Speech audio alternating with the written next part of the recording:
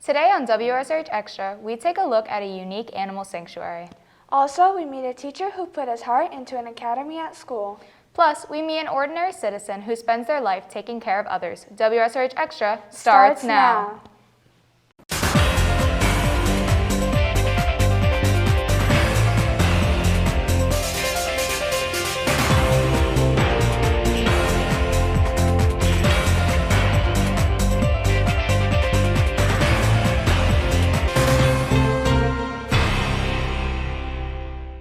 Welcome to this episode of WSRH Extra. I'm Alyssa Schwab. And I'm Caitlin Stevens. Today we have a special episode where we take a look at people who are passionate about what they do. Now we take a look at a 67-year-old man who has been working with reptiles since he was a kid. WSRH Extra reporter Blake Waterman has the story.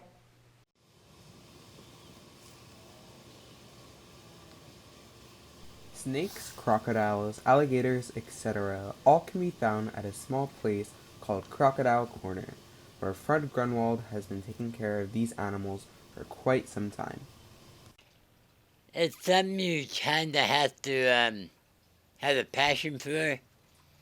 Not sure why I chose reptiles. My dad bought me a caiman, which is a South American type of alligator, when I was like 12 years old. I'm 67 now. So, ever since then, I've been interested in reptiles. There you go. Fred's passion is evident, seeing that he invests so much time in his animals and even educates those around him.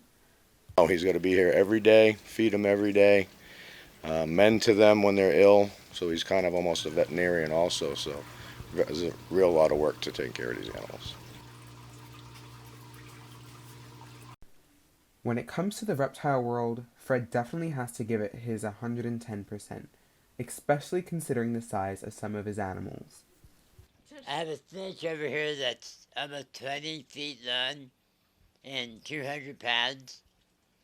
I have a crocodile out back that is 11 feet and maybe 400 pounds.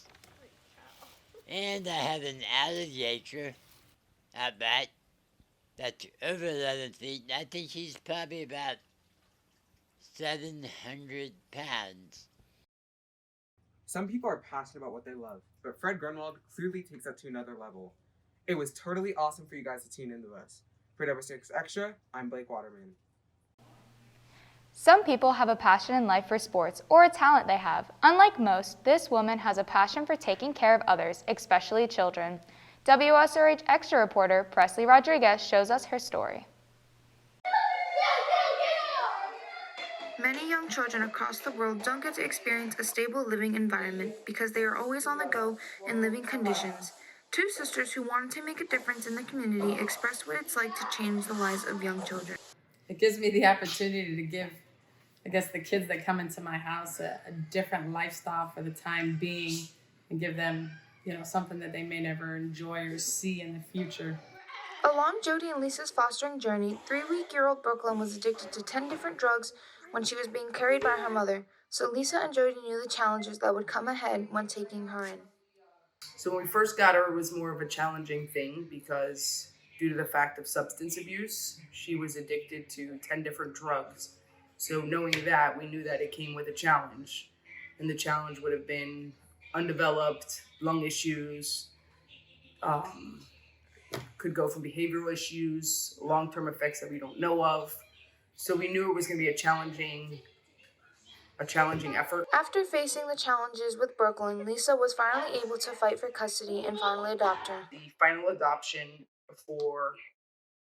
with fighting for her, it took almost a year, and I was able to fully adopt her on her first birthday. With Lisa adopting Brooklyn, Jody and Lisa still foster many children. In total, they have fostered 15 children, but Jody expresses that she understands that taking in one child can change their life in a positive way. I hope that, in the future I have the chance of running across them again one day. Hopefully not on the law side, but on the good side. Jody and Lisa understand that taking in one child can change their perspective on life, and they will understand it when they look back at what they've done for them in the future. For WSRH Extra, I'm Presley Rodriguez. A local hairstylist enjoys bringing people joy through their hair. WSRH Extra reporter Sophia Maldonado has the story.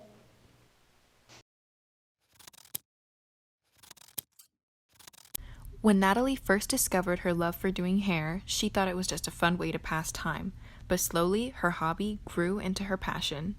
I have always loved dyeing my own hair. I remember my mom came home one day with bleach and purple and blue hair color one day, and I have just been dyeing my hair since. As Natalie's desire to do hair expanded, so did her creativity. She doesn't just stick to the basics, and she's not afraid of trying new things like fashion colors or new techniques. Not only does Natalie find hairstyling to be a creative outlet, but she also is fulfilled by what she can do for others.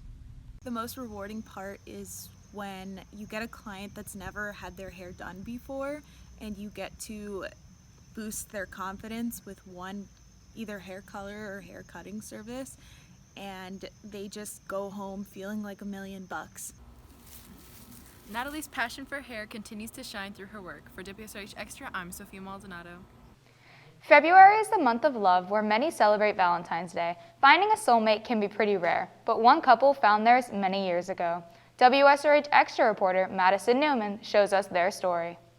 Carmela Rayfield, an immigrant who moved to Palm Beach County over 50 years ago and has overcome a lot of challenges during her time here. Born in Naples, Italy,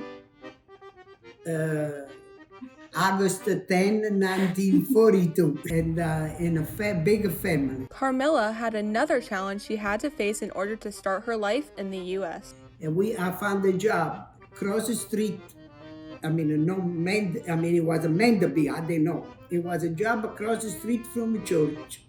So I didn't speak English, but that's okay. It was no matter anyway.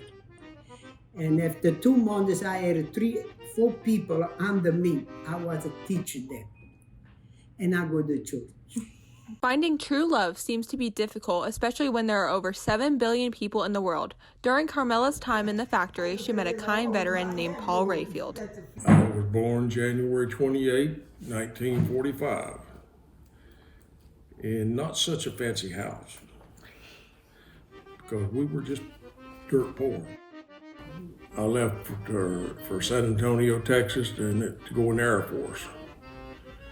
And I stayed in the Air Force for 4 years. Then I happened to go to Regal, where Carmela, my wife, was working.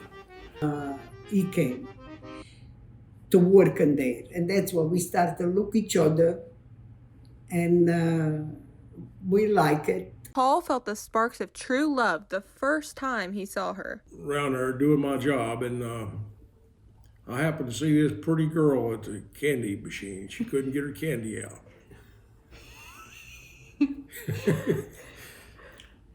So I went and gave her a hand, and she got her candy. Later on, Paul and Carmela had to make a quick decision in order to save their relationship. 1 month and I had to leave United States, and that's when my husband decided to marry me in that month. I didn't speak English and he didn't speak Italian, so we didn't speak each other. But I guess the love went on. Amongst all this, we happened to have 2 fine children, David and Mark. 4 grandchildren, 2 boys, 2 girls. Carmela and Paul have not only created their own journey, they have also impacted the people around them, such as their own son, Mark.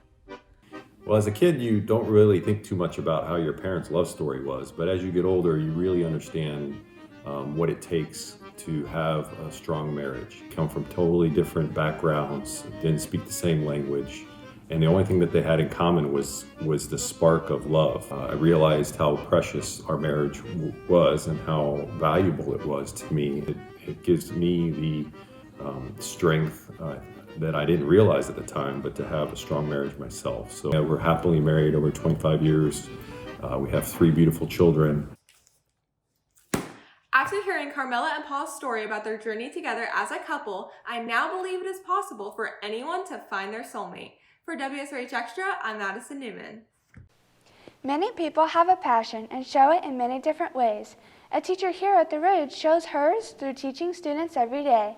WSRH Extra reporter Andrea Davino takes us to meet Miss Hagan.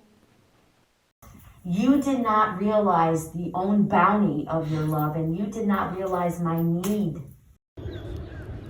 What's the most important lesson taught in school? Some may think it's math, others might say science or reading, but for Marcy Hagan, it's love. Hi, lovies. Marcy Hagan is a teacher at Seminole Ridge High School who is known for incorporating love into all aspects of her teaching. She has so much passion for what she does, and she loves the text, she loves the students, she just exudes love in such a positive way, and it makes it infectious, and it makes it so nice to work with her. One thing unique to Miss Hagan is a love bump, which is a gesture she made up as a way to connect with her kids personally. So Miss Hagan has this thing called a love bump, and it's basically just like her showing her way of affection towards us. So like whether it be at the end of every text message she gives us through a line, it'll be like, oops, I almost forgot my love bump, or things like that. And I don't know, it just really shows that she truly does love us. While Ms. Hagan easily radiates love in the classroom, she says it's been difficult to build those same connections with her students virtually. You guys know I always think that I'm rich, not with money, but with the love and everything that I have in my life. That's why this year has been so difficult in the pandemic, because it was a rough go in the beginning, but connections, like I said, are very, very important. And I just want kids to feel valued. I want them to feel smart. So much gets on. Even though Miss Hagan is worried that she maybe isn't getting through to her virtual students in the way that she wants, Ayanna Williams, who is virtual the first half of the year, proves she has nothing to worry about. I found that like Miss Hagan's class would genuinely give me like energy. Like I could feel her positive energy through the screen, and it would just make me a lot happier to be in her class. Question, okay?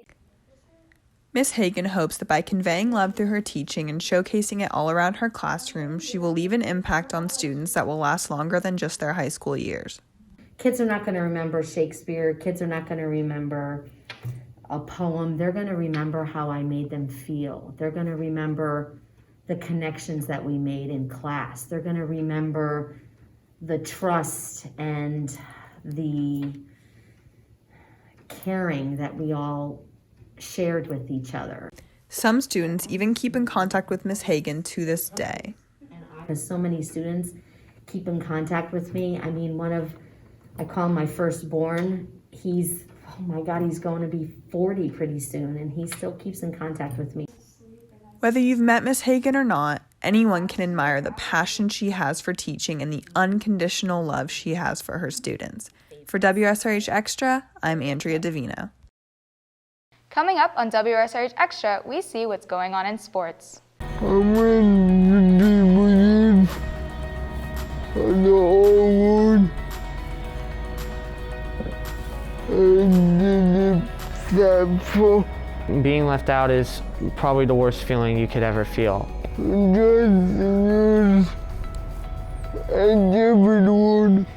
I am really happy. Rajanti. I am really smart. I am a real person. I am a robot being. I am a real cookie. The R word has been used to label people with disabilities since 1462. The R word was used as a medical diagnosis from 1895 to the 1960s. The R word is disrespectful, derogatory, vulgar, abusive, vulgar. Spread the word to end the word. Visit spreadtheworld.global to help end the word. Lacrosse season is in full swing, and many players are getting to fulfill their passion. One player in particular pours her heart onto the field during every game. WSRH sports reporter Haley Bass takes us to meet some members on the team. Lacrosse is a sport that takes lots of determination and dedication. Elizabeth Alarcon, co-captain of the Seminole Ridge lacrosse team, has got these traits on lock. Her love for the sport stems from her family, but continues to grow with each practice. It's like a really big family thing. Like my cousins played, I play, and like we see each other at tournaments, and like the team itself is a huge family, so I really enjoy it. Not only does Lizzie play lacrosse for Seminole Ridge, but she also plays for a travel team. Her leadership is apparent no matter where she's playing. She plays in travel, she dedicates her time in practice and outside of practice. She helps all the other girls just get better, and she always goes above and beyond when she can. Lizzie began her lacrosse journey 4 years ago and has made tons of great memories along the way. She says the memory she looks at most fondly was at her last tournament. Like being a senior, just beating a team that not everybody beats, and like it was really cool because we went undefeated our first day, and it was just really, really fun. Lizzie leaves her heart in the field every night, playing with passion and the special love she has for the sport. For WSRH Extra, I'm Haley Bass. Due to a lighting problem, many of our sports teams have had to adapt. WSRH sports reporter Caitlin Stevens shows us how our sports teams are adjusting to the changes. As a traditional high school experience, sports games are being rescheduled and changed due to a mishap on the fields. The lens covers at the football field, it appears, were rusted out, and so a few of them fell when we had the big wind a week or so ago, and so that's where the school district deemed them unsafe and that we had to stop practices. All games that are usually night events have changed to the middle of the afternoon, and some teams even had to change where they are practicing and playing. So unfortunately, because we're at Community Park, we can't paint our lines, so we don't know how a play would look on the field with actual lines. We don't know where people should stand because we don't have those markers that we would have if we were on our own field. So it's really creating a disconnect just because we can't practice with actual field conditions. Well, it'll definitely be warmer, so we'll definitely have to be in really good shape to play at that time and definitely hydrate before, during, and after the games. Some teams are even having to make the use of their surroundings. So our team has been dislocated, I would say. So we have to use the courtyard. Last week we couldn't practice at all because we just couldn't practice. We've been on the courtyard this full week. We do have to reschedule some of our home matches. So we're just kind of taking it day by day. It's kind of tough on our players because they're really eager to be on the tennis courts. It's hard to play tennis without the courts. But we're making the best of it. There's nothing we can really do. A wait for new lights is long, but the teams still have hope. The new lights won't be up this spring season. It's a very expensive project, and the school district has to go through certain approvals, and so it will be summertime, I would guess. Hopefully when they're done, we can get back to playing all day games. Usually we play night games for baseball starting at 6:30. But now all of our games are going to be starting at either 4 or 4:30 p.m. With schedules changing and the lights being down, they are not out completely. Games have been rescheduled and the players' dedication to their passion is in place. For WSRH Extra, I'm Caitlin Stevens. Well, that's it for this episode of WSRH Extra. I'm Alyssa Schwab. And I'm Caitlin Stevens. If you have any story ideas, please tweet us at Seminole Ridge TV.